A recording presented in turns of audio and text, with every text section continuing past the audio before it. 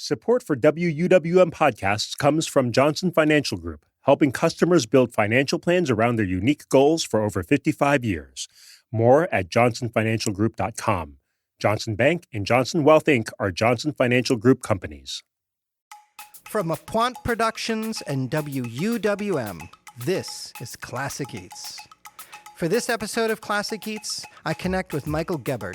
Gebert is a food writer and the creator of the podcast and blog Sky Full of Bacon, and author of The Chicago Way, a book of curated interviews with chefs chronicling Chicago's ascendancy as a culinary capital.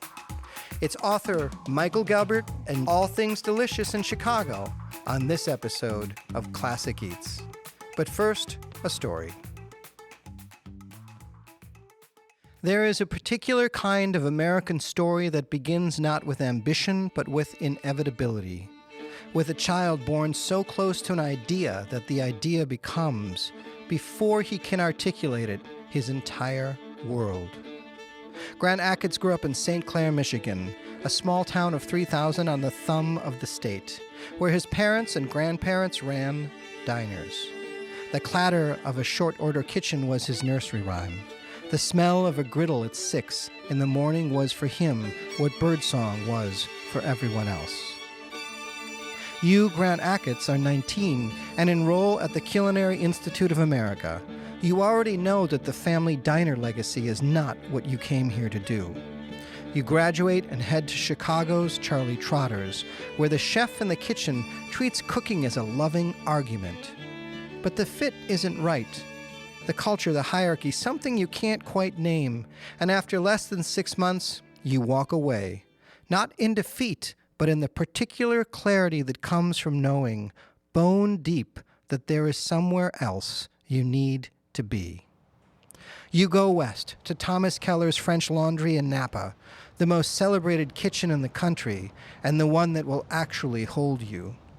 You rise to sous chef in 2 years, then spend a year away from the cooking line entirely, working the harvest at La Jota Vineyard up on Howell Mountain, learning what it means to watch, ferment, and wait. Then, for weeks only, you stage at El Bulli in Spain, and Ferran Andrea shows you something you have no word for yet, that food, taken far enough, can produce not just pleasure, but genuine wonder. You return to Chicago at 26 and take over a Trio in Evanston. In the early 2000s, Trio is one of the most closely watched kitchens in the country, a space where serious food people make the pilgrimage to the suburbs to dine. The awards come fast, but more important is the night that a derivatives trader named Nick Kokonis comes in for dinner. He thinks in abstracts, in the radically undervalued. He understands immediately what you are doing and finds you after the meal. A friendship deepens into a shared conviction, and when you tell him what you actually want to build, he doesn't flinch. Alinea opens in May 2005 in a gray brick building in Lincoln Park, just around the corner from where Charlie Trotter's stood for nearly 25 years. An invisible baton had been passed. Alinea has no sign out front, no marquee. 64 seats, 18 courses. You speak not of flavor profiles, but of feelings, nostalgia, surprise, tension, joy. Within a year, Gourmet calls it the best restaurant in America. You are 31 years old. Then the diagnosis, stage 4 cancer of the tongue. It is a raw, tragic irony. The surgery that could save your life would cost you the ability to taste. You refuse it. You endure chemotherapy and radiation, lose your sense of taste entirely and keep working. Then, improbably, you get it back. Alinea earns 3 Michelin stars and sustains them every year since. How could you know that from your parents' Michigan diner, you would take your place in the culinary lineage of Chicago? A lineage that began with the bakery in the 1960s and was heaved forward by chefs like Bayless, Tramonto, Trotter, and Kahan. That your loving argument about cuisine that cultivates feelings, would become the preeminent statement in the story of the Chicago Way. Welcome to Classic Eats. I'm Kyle Johnson Cherek. This is a show about culinary history, why we eat what we eat, the people, the places, the scenes and situations that set the course for the way we dine. Each show we pick a thing, a person, a drink, a movement, or an object that made its mark on what we call food. Today, I'm talking to food writer Michael Gebert about the book The Chicago Way, a book about the evolution of Chicago's culinary scene. First of all, you start in this wonderful period about 63 with Louis Salsame, a Hungarian. Right. But it goes from 63 to practically yesterday with Achatz and Phil Foss and some of those other folks. And but there's a couple of things that really stepped out to me. Chicago, there was a lot of undervalued real estate that New York or other cities didn't have. I think that's a big part of it, is there was always another neighborhood to move to and to kind of conquer fresh and turn into a hot restaurant neighborhood. And one of the things that comes out of that is the fact that, all these tasting menus we have, you could do that because these restaurants, they weren't paying so much for their space that they had to turn the table at least once. They could keep you there for 3.5 hours doing weird magic tricks for you, and that was okay. Yep. That was part of the fun. Yeah. I don't know if that's still going to be the case. Well, let's talk about that, because I always thought it was such irony that Chicago's restaurant scene, in a big way, aside from the bakery in Lincoln Park back in the 60s, really started in a suburb, northwestern suburb, 40 miles away from Wrigley Field, just as a point for listeners, and a 25-minute drive in Wheeling, Illinois, which most people, unless you live in Chicagoland, have never heard of Wheeling. Yet one of the best French restaurants in America at that time. And not for like a flash in the pan for like a weekend or 2 years, but for many years was there. And the idea of having, a very fancy French restaurant there where people would spend 5 hours eating dinner seemed really strange. I think, that was one of the questions that I wanted to explore, was when did it come back to the city and when did it stop being out in the suburbs? And so if I could, for our listeners, so that was Jean Boucher and La Française out in Wheeling. And then the Licciones worked for him, and it was still very much, to your point, it was out there in a Midwestern setting where you had roadhouses and big restaurants you could see from the highway. And so was River North, that area in Chicago, and Gordon Sinclair and Gordon's and things like that, would you say that was really when the Chicago way came downtown and started to have a footprint in the city? Yeah, it really was. I mean, the bakery existed in Lincoln Park, but kind of nothing else did. I mean, it's not like 5 other restaurants clustered around the bakery or anything. It was actually, it was Al Friedman who had sort of inherited some of these derelict Victorian buildings in that area from his father. And he thought, restaurants would make people come to this area. And so, the first one was Gordon. And, there's just a lot of things about it. It was in the right place at the right time, for sure. It was, this kind of trendy, New York, hip, clearly gay restaurant that got this big ladies who lunch crowd. Yeah. There's a story that Rick Bayless tells when they opened Frontera Grill around there. People are like, is it safe to go to your restaurant? And they're like, well, we're catty-cornered from Gordon. Okay, I guess it'll be all right. We won't die. Right. But, so I don't want to gloss over anybody, and it is your book, so please fill in where you feel it's important. But I do want to talk about how there's before Trotter and there's after Trotter. Yeah, I think that's really true. I mean, not that Trotter is the only one who did a lot of these things. I mean, I always point to Michael Foley as sort of Trotter before Trotter, because he was a young chef trying to do, who had experience of French food but wanted to do an American version of it. Charlie Trotter was, one, extraordinary chef, 2, succinct vision that never deviated, ever, and just a freaking workhorse. Right. And then I think one of the best showmen that Chicago has ever had in the food space. Yeah, no, I mean, there's no doubt of that. He understood, how to make people interested in his restaurant, how to get taken seriously, in Europe when he would go and visit. Larry Stone talks about, the first time they went kind of getting blown off, but by the second time they went, everybody knew who he was. So, right. But yeah, I think he was very savvy, and he also had, the fortune of having a family fortune behind him, to be able to promote what he was doing. I mean, I don't think the restaurant ever made money. Right.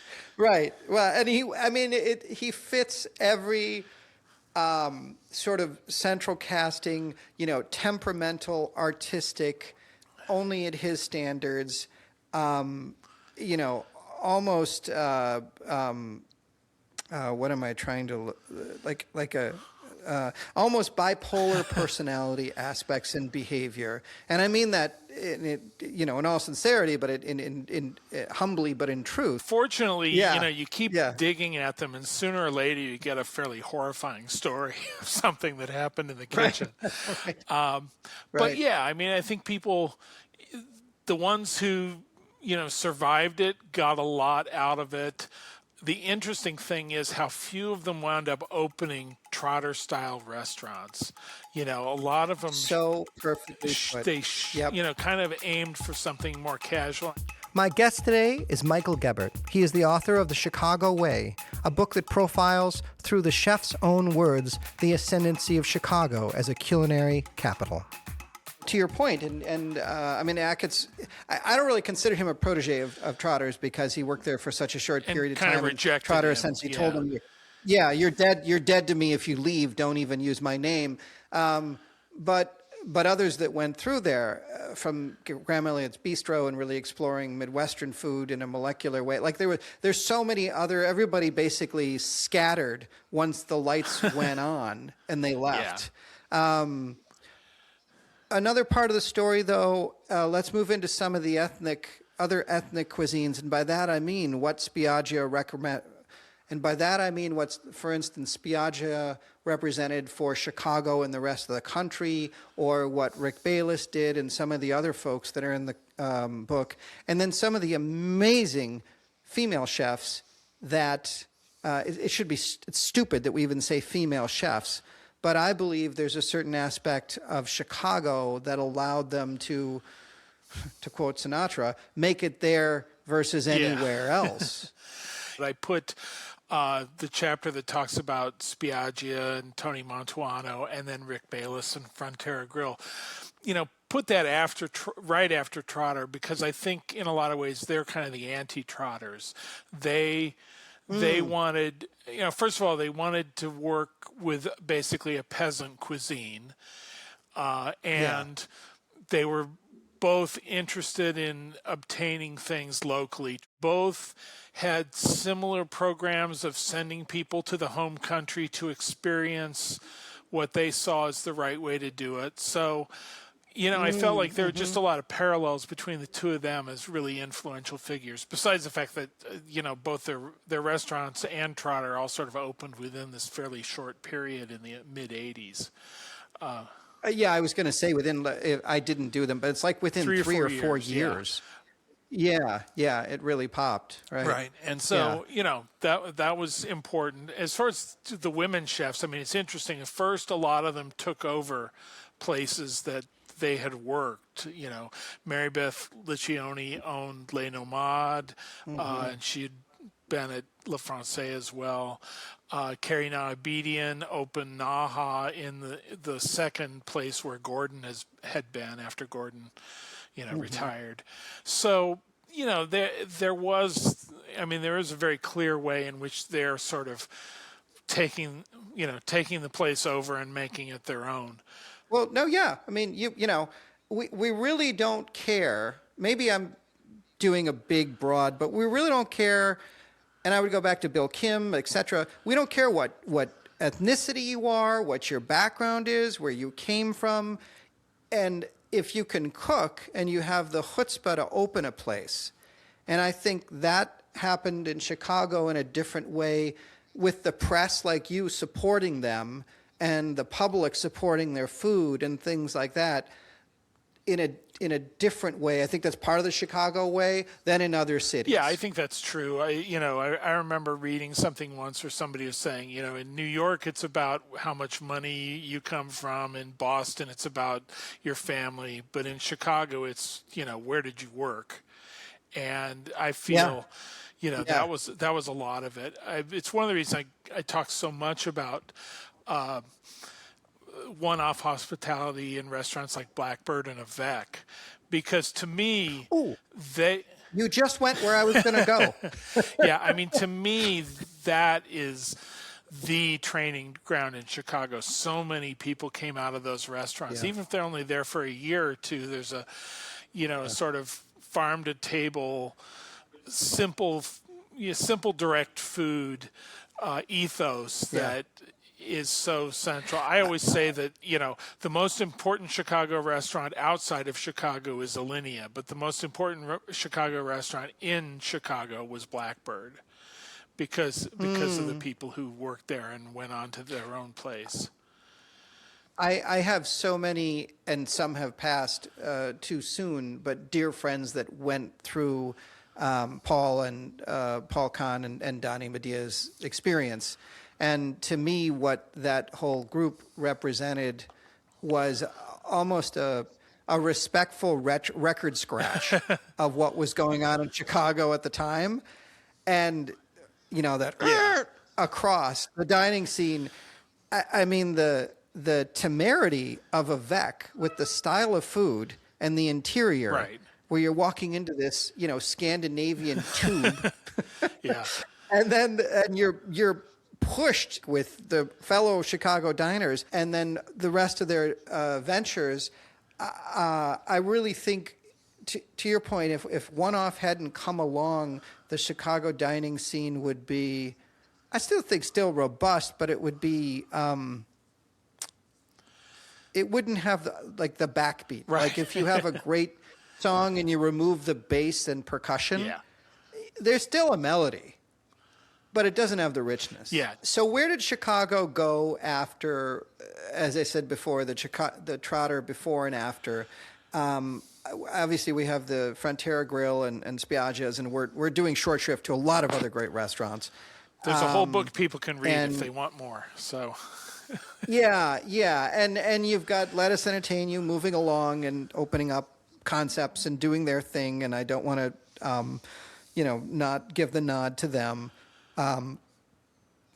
But from Alinea forward, there's a real shift as well. Can you talk about that? I mean, I think the big thing is that food got more casual. And to me, at the same time, what was happening out in the neighborhoods was places like the Bristol that were doing, real farm-to-table, nose-to-tail cooking. Again, pretty peasant food-ish, but bringing that to all over the city, creating hot areas like Logan Square. And that was just, to me, that's still kind of the story of what's happening. Yeah, and you hit on the head of what I also felt is a big part of the Chicago way. The story is that Alinea happened and it became one of the best restaurants in the world, and wonderful, marvelous. And you have Homaro Canto doing what he did at Moto, and I mean, these are major things, and Phil Foss and that sort of stuff. But really, the trend was, as you said, this nose-to-tail, more casual, very rustic, very off-fall, easy to peasant food. And those are the places, and Jason Hamill's approach at Lula and things like that, those are the places that have endured, and I don't mean just from a dollar and cents way, but that people still go back to and want to go back to. And yeah, I mean, Lula is defines its neighborhood so much. Yeah. So everybody, when they interview you, probably asks, where do you think food's going in Chicago? And honestly, I don't care.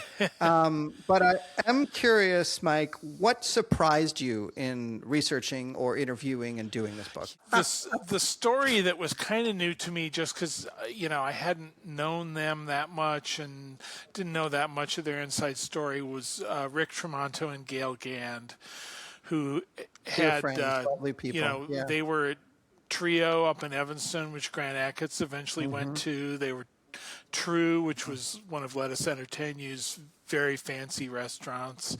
I kind of, as I was writing it, I put at the beginning that they were really sort of at the head of two trends that have been important. On the one hand, the sort of theatricality that you get with Grant Achatz and people like that. They were doing that with, serving food on, painters' palettes, that they had picked up at an art store and stuff like that. Tiles at Home Depot, yeah. Right, they were ingenious about what they could serve on, and that became part of their thing. But the other part, I said that because particularly Tremonto had worked in places that were butchering on site and stuff like that, that they, a lot of the later chefs like Chris Pendell of the Bristol got experience in that working for Tremonto at True or somewhere. Well, listen, buddy, I go back to Carl Sandburg. I mean, hog butcher of the world, tool maker, stacker of wheat, player of railroads, and the nation's freight handler. Yeah. They were stormy husky brawling. Hog butchering, for sure. So. Yeah, it comes through whether they want to escape it or not. Yeah. Well, this has been great. Thank you so much. Well, thank you. That's our show. Thanks for taking a seat at our table for this episode of Classic Eats. Would you please? Listen, I'm here for it. Let's go. Okay. In 5, 4, 3. Now I've got the giggles. Classic Eats is created and hosted by Kyle Johnson Cherek and co-produced by Apuan Productions and WUWM. Executive producers Kyle Johnson Cherek and Rob Schoonover. Audio editing and engineering by Brian Arkta and John Rymaszewski. Special thanks again to our guest, Michael Gebert. You can hear this episode again and any others you've missed when you subscribe to Classic Eats, found wherever you listen to your podcasts.